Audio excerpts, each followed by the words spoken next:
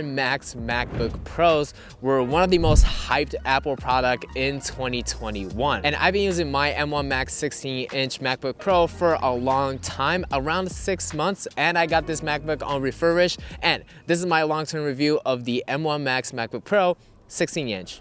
Let's get right into it. One of the most amazing and impressive thing about the new MacBook Pro is, of course, the hardware. The performance too, but I love this hardware. Not only the square off design looks amazing yet nostalgic, but it's really functional. SD card slot, full-size HDMI, MagSafe, which is a big one, 3.5mm headphone jack, and 3 Thunderbolt 4 ports.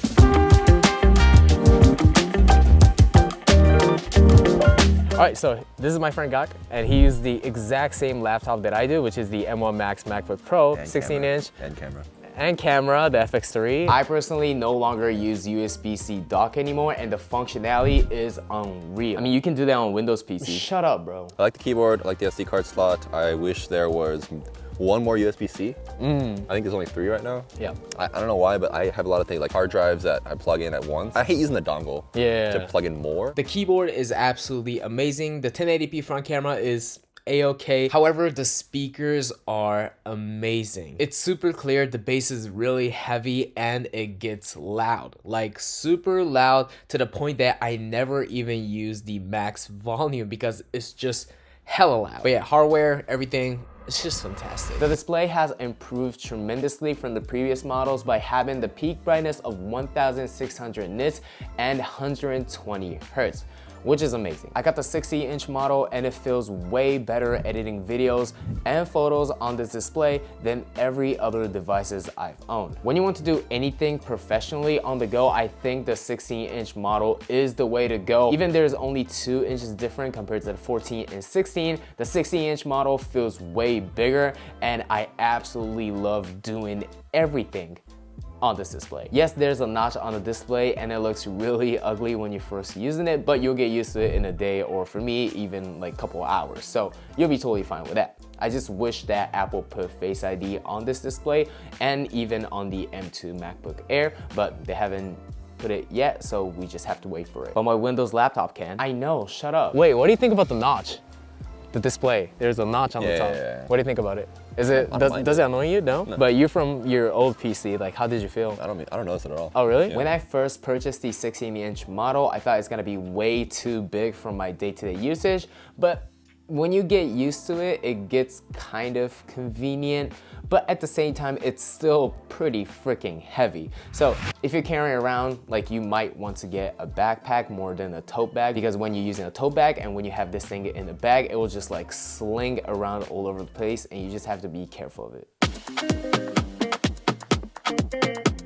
One of my favorite features about this laptop is, of course, the battery life. The battery life when you first get it is unreal. I used to edit videos at a cafe for straight 5 to 7 hours without any charging, and I've never experienced like these type of battery life on any other laptops in my life. However, I do think the battery degradation is happening since I constantly charge the laptop via USB-C monitor. I do use a USB-C monitor, and it kept charging, throughout the day. But this is kind of questionable because I do turn on the optimized battery charging, which will only allow the charger to charge this laptop up to 80%, so I won't, experience any battery degradation.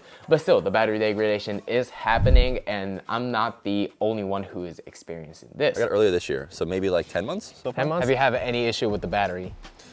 I think recently, actually, I think the battery, if I keep all of my Adobe products or Adobe applications on, then it drains the battery really fast. DaVinci, like Premiere Pro, Photoshop, and Illustrator all on at the same time, then yeah, it dies super fast. But if I turn them all off and I just have like Chrome and Notes open, then it holds for most of the day. So it used to be better? It's slowing down a little bit. How do you charge your laptop? I don't charge it overnight. I charge it, use it, and then when I wake up in the morning, I charge it in the morning. So okay, yeah. So keep it plugged in. You have a very healthy relationship with the battery. Maybe this can be fixed on the newest OS update, or we won't be able to fix this until the M2 Pro and Max comes out, which is unfortunate. Now, portability is what I appreciate the most out of this device. The amount of work and the quality of the work that I can do on this laptop on the go is just mind-blowing. It's a game changer and it saved me so much time. And shout out to the high efficient M1 Max chip. This laptop does not get heat throttle at all, and the fan does not kick in until I get really intensive with my editing. I mean, most of the time this thing does not even get hot, and that's just crazy. And another thing is, a lot of Intel-based laptops, even my previous MacBook Pro 2019 model, 15-inch, as soon as you're unplugged for the power cable and trying to use the laptop portably, like on the go, the laptop started heat throttle and the fan just running like crazy, but this thing does not do that at all, and I am so happy. My lap does not get hot. I can easily edit on airport, on a go, or even in my hometown. Okay, so what do you think about the performance of the laptop? On my old MacBook Pro, I had a really tough time editing video. 4K video was really hard to render on Premiere Pro, and export times were terrible.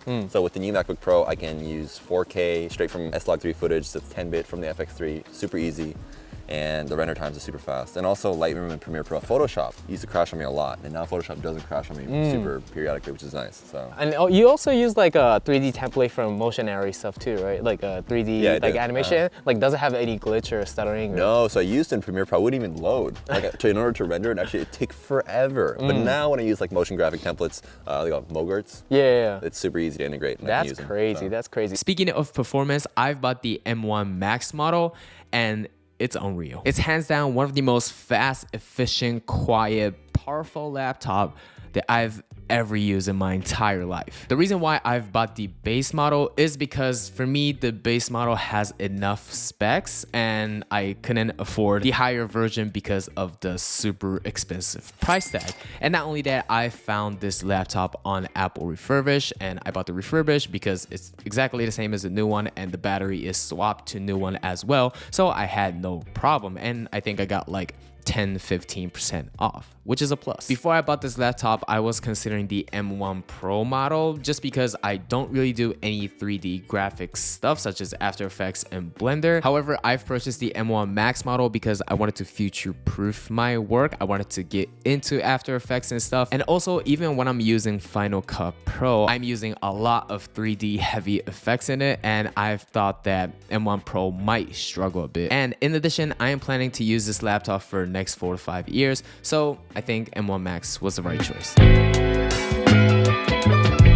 So I think the ultimate question that you guys are asking is that should I wait for the M2 Pro/Max comes out in late 2024, or should I just buy this M1 Pro/Max right now? The quick and short answer to this is I think you can just buy this M1 Pro/Max model and you'll be totally happy with it. The reason is because my bias towards the M2 products. Don't get me wrong, the M2 chip is amazing. The CPU performance got increased by 18% and the GPU performance got increased by 35%. On the sheet of paper, it looks and sounds pretty amazing. However, when I've compared the M1 and M2 MacBook Airs, the performance on day-to-day basis, even on video editing, felt exactly the same on both products. Don't get me wrong, the design of the MacBook Air M2 looks really good. However, if you're solely looking for a performance, I think everyone should just go with the M1 MacBook Air. So I think for the people who are looking for the M1 Pro won't really benefit from the M2 Pro because there's already a Max model on the M1, and if you solely want to increase your performance, you can just purchase the M1 Max model. And I think this goes same with the M2 generation of MacBook Pros. The simple reason is because the M1 Pro and M1 Max is already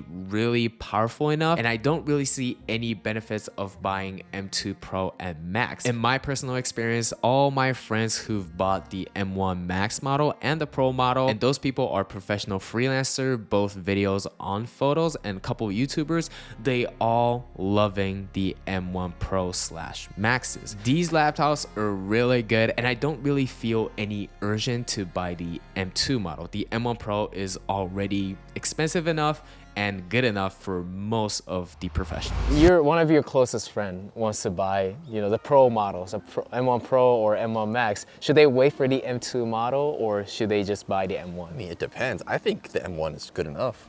Unless you're doing some crazy video editing. Like as long as you're not doing like a crazy 3D animations. Yeah, or if like, you're not rendering stuff. Yeah, right? That's the thing, if you're not gonna do anything crazy 3D graphical stuff or, using 15 8K raw clips. I think the average consumer definitely doesn't need it. No. But I even think that if you do a lot of photo and video work, which I do a lot professionally, Yeah. even this computer's been good enough. Have your laptop ever heat throttle? Like the fan started running, is like crazy getting hot? No, right? never. It never did. It's still It's powerful. so quiet. Yeah, even when you're not charging, like when you're out and go. Oh, yeah. So it's crazy. Maybe if you're the cutting edge type of person, you always need the maximum on everything because you do a highly intensive 3D graphics or doing crazy Blender stuff.